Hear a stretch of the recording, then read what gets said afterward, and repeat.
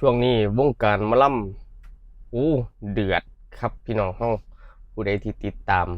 ข่าวสารแวดวงการหมะล่ำก็สิเห็นการโพสต์แบบโอ้โหถือว่าเป็นประวัติการณ์นะครับ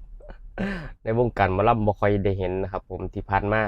เอาสวัสดีครับพี่น้องครับแฟนคลับ FC พี่น้องแฟนเพลงแฟนหมอลำที่ติดตามทางเพจ Facebook ฮอตดีทวีศักดิ์แฟนเพจครับ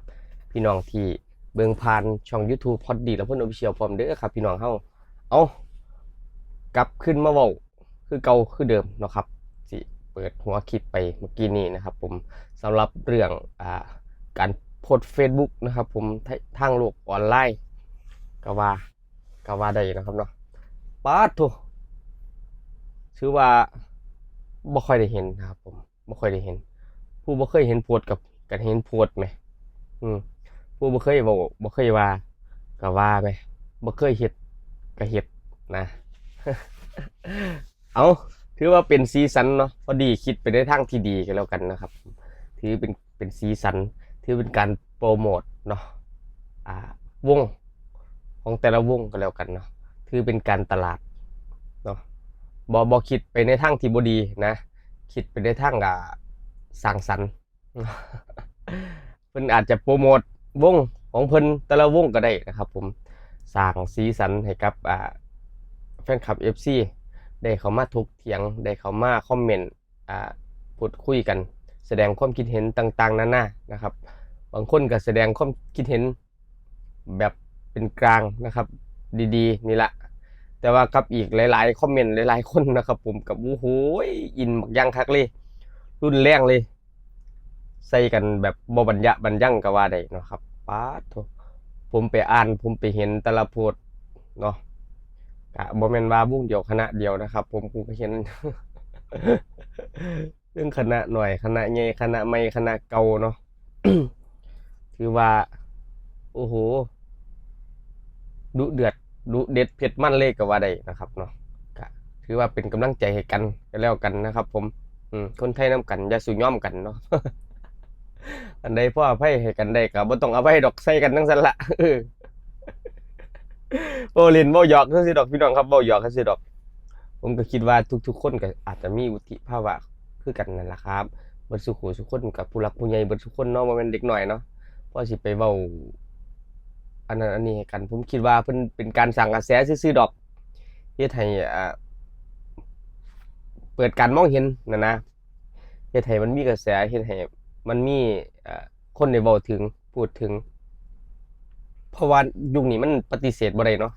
มันเป็นยุคออนไลน์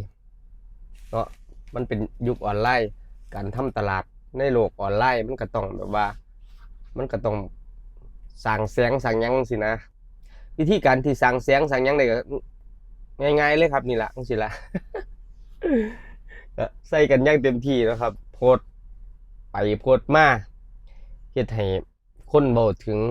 AFC แต่ละฝ่ายก็เข้ามาคอมเมนต์บัดทีนี้แสดงความคิดเห็นว่าผู้นั้นไปว่าผู้นี้มาเอาไปเอามาก็ต่อยาวเหยียดขึ้นไปเรื่อยบัดนี้พุ่นคนก็ให้ความสนใจหลายขึ้นนี่บัดนี้เพราะเจ้าเป็นหยังนอเขามาอ่านมาหยังแล้วบ่ถูกใจเจ้าของก็ไปเม่นต่อไปอีกบัดนี้ยาวไปอีกบัดนี้โอ้โหม่วนไปบักคักพอดีทวีศักดิ์ก็เข้าไปอ่านครับเขาไปซ่องเขาไปอ่านทั้งกูรูหมอลำเอาไปลงแน่เอาไปขยายข่าวอีกต่างๆนานาบัดทีนี้ไปเว้าแสดงความคิดเห็นในมุมมองของเพิ่นนั่นล่ะมันก็บ่ได้ผิดดอกครับผมมันก็เป็นเรื่องที่ธรรมดานั่นล่ะครับผู้ใดก็สามารถออกความคิดเห็นได้แสดงความคิดเห็นได้เพราะว่ามันอันเป็นสาธารณะเนาะเป็นสาธารณะผู้ใดก็ว่าได้ผู้ใดก็เว้าได้บัดนี้เป็นFC ก็เข้าไปตัวบัดนี่อืมเห็นอยู่โพสต์ใด FC ก็สิไปโพสต์นั่นจังซี่นะครับผมบางคนก็ไปโอ้โหน้ำจองล่างจองผ่านแอคเข้าเก่านั่นละ สั่งขึ้นมาจักมันนี่ยังอวตารบ่สั่งอวตารขึ้นมานำไปคอมเมนต์จิกกัดก็ว่าได้เนาะอีกฟังตรงขามที่จะคว้างบ่ได้เชียร์ที่จะคว้างบ่ได้สนับสนุนนะนำกันบัดนี้ไปเรื่อยๆเนาะบ่ว่าสิเป็นช่องทางใดผู้ใดเอาไปลงข่าวไปเฮ็ดข่าวก็สินำไปคอมเมนต์จังซี่นะฟังตรงขามไปฟาดฟันกันใส่กันไปใส่กันมาเอา สู้ๆก็แล้วกันนะครับทั้งสองฝ่ายนะครับผมทั้งสองทั้งสามฝ่ายเนาะอืมผมก็เว้าอยู่บ่เซาดอกว่ามันการโยกย้ายหมอลำเนี่ยมันเป็นเรื่องปกติผู้ใดก็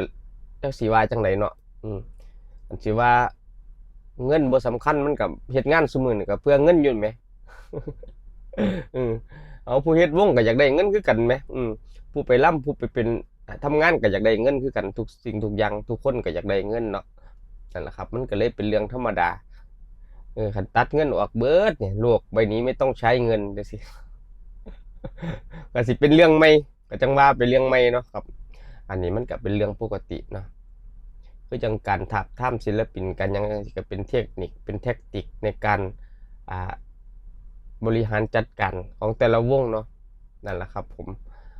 คันผมก็เห็นมีอยู่เด้บางวงเพิ่นก็บ่ได้ลงนะศิลปินก็ลงแค่ส่วนหน่อย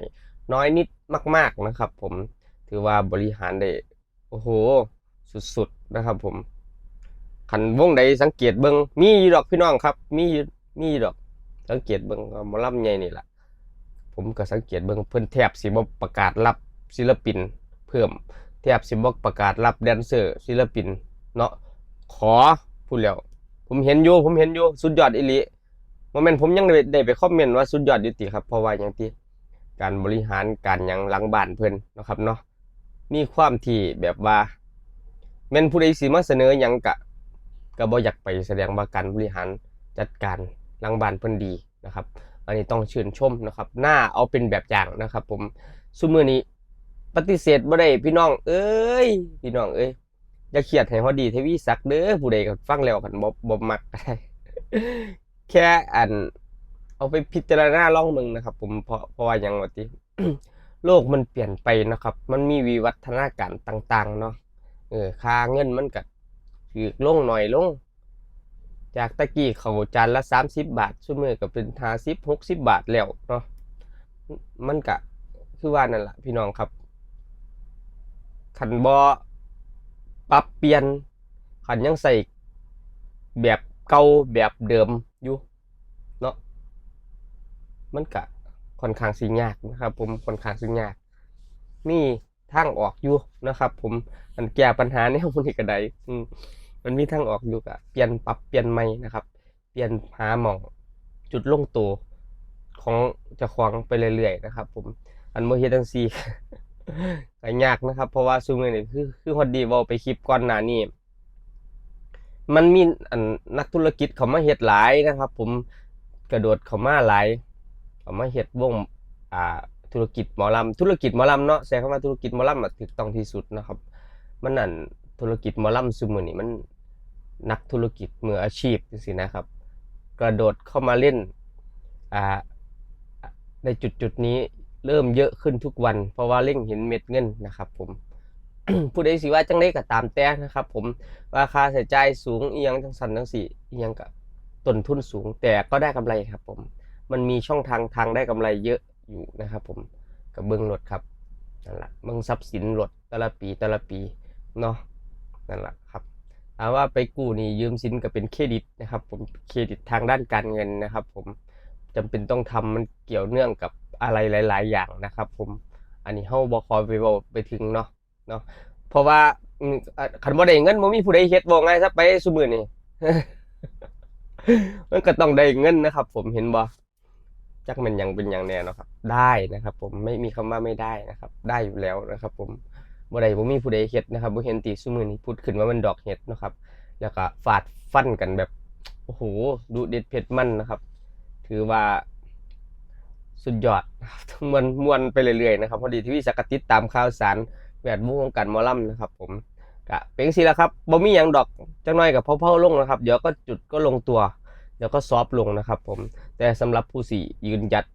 ไปได้ก็คือคุณภาพเท่านั้นนะครับผมศิลปินอีหยังก็ตามแต่ถ้าวงบ่ว่าสิทุนหลายทุนหน่อยนะครับมีศิลปินแต่ว่า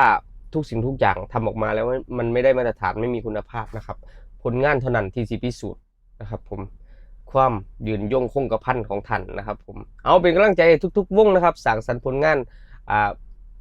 ด้านหน้าเวทีให้พี่น้องแฟนคลับ FC ได้เบิ่งได้ชมนะครับผมเอา ไปแล้วครับพี่น้องครับสวัสดีครับผมโอ้เสียงแหบ